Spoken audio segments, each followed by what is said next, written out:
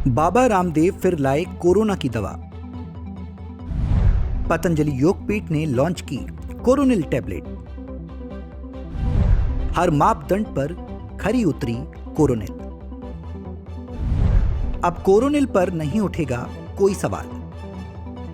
Corona के जो पूरे प्रोटोकॉल्स को फॉलो करते हुए और किस तरह से कोरोनिल सहसारी अणु तेल के द्वारा हमने लाखों लोगों की जान बचाई और करोड़ों लोगों के भीतर हमने हौसला जगाया और सबसे ज्यादा रिकवरी रेट, मैं किसी भी पैथी के संघर्ष को यहां पर प्रतिष्ठापित नहीं करना चाहता, भारत में सबसे ज्यादा रिकवरी रेट है, सबसे कम डेथ रेट है और करोड़ों लोग संक्रमित होने के बाद स्वस्थ हुए हैं। योग गुरु बाबा रामदेव ने एक बार फिर कोरोना की दवा लॉन्च की है। दवा को लेकर पतंजलि का दावा है कि यह साक्ष्यों पर आधारित है और हर मापदंड पर खरी साबित हुई है।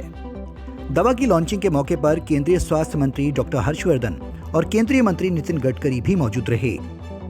हमने ये विशुद्ध रूप से इस देश को बाजार मान के नहीं, अपना एक परिवार मान करके, व्यापार मानकर इन्हें उपचार और उपकार की भावना से ये कार्य किया है।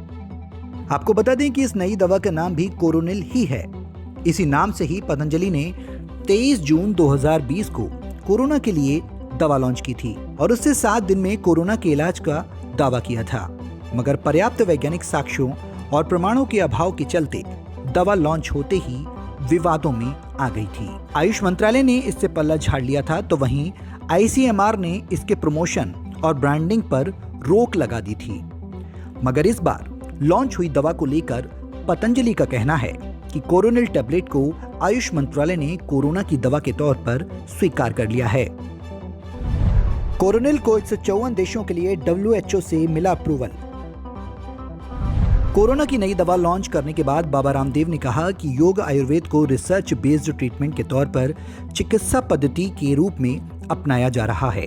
बाबा रामदेव बोले, जब हमने कोरोनिल के जरिए लाखों लोगों को जीवन दान देने का काम किया तो कई लोगों ने सवाल उठाए।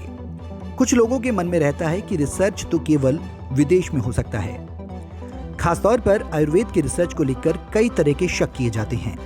अब हमने शक के सारे बादल छांट दिए हैं। कोरोनिल से लेकर अलग अलग बीमारी पर हमने रिसर्च किया है। अब सारे सर्टिफिकेशन के साथ हमारे पास 250 से अधिक रिसर्च पेपर हैं। अकेले कोरोना के ऊपर 25 रिसर्च पेपर हैं।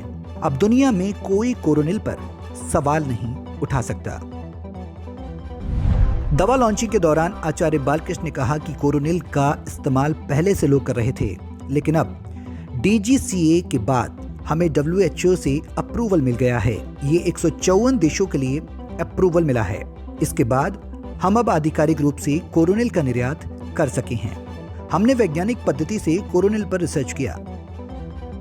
इस मौके पर केंद्रीय मंत्री नितिन गडकरी ने कहा कि चमत्कार के बगैर कोई नमस्कार नहीं होता, इसलिए लगातार रिसर्च करना समय की आवश्यकता है। आयुर्वेद है, योग विज्ञान है, ये पूरे विश्व को दिशा दे सकता है। शायद हिंदुस्तान में रहकर इस बात का महत्व नहीं समझ में आता है, और आप कभी जर्मनी में जाएंगे तो जर्मन व्यक्ति से जब बात करेंगे और वहाँ के आयुर्वेद के बारे में हमसे भी आगे उनके रिसर्च को देखेंगे, तब हमें पता चल जाता है कि विश्व में इसके बारे में कितना अनुसंधान हो रहा है। और इसलिए स्वाभाविक रूप से अनुसंधान करना और वैज्ञानिक तरीके से उसको प्रूवन करने के बाद उसका सर्टिफिकेशन करना, ये भी बहुत आवश्यक होता है।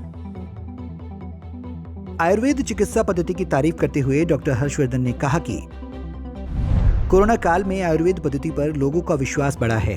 कोरोना से पहले आयुर्वेद का मार्केट हर साल 15% बढ़ रहा था, लेकिन कोरोना के बाद इसमें 50 से लेकर 90% का उछाल आया है।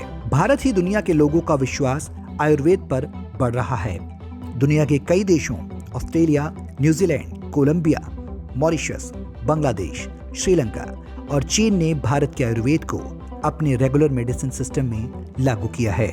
आयुर्वेद का डिग्री लिया हुआ डॉक्टर इन देशों में जाकर प्रैक्टिस कर सकता है। दवा की लॉन्चिंग के साथ ही इस दौरान एक रिसर्च पेपर भी जारी किया गया, जिसे केंद्रीय मंत्री नितिन गडकरी और डॉक्टर हर्षवर्धन ने लॉन्च किया। पतंजलि आयुर्वेद की ओर से दी गई जानकारी के मुताबिक इस दवा को 100 से ज्यादा वैज्ञानिकों ने मिलकर तैयार किया है। पतंजलि का कहना है कि इन दवाओं से न सिर्फ इम्यूनिटी मजबूत होगी बल्कि कोरोना को भी खत्म किया जा सकेगा।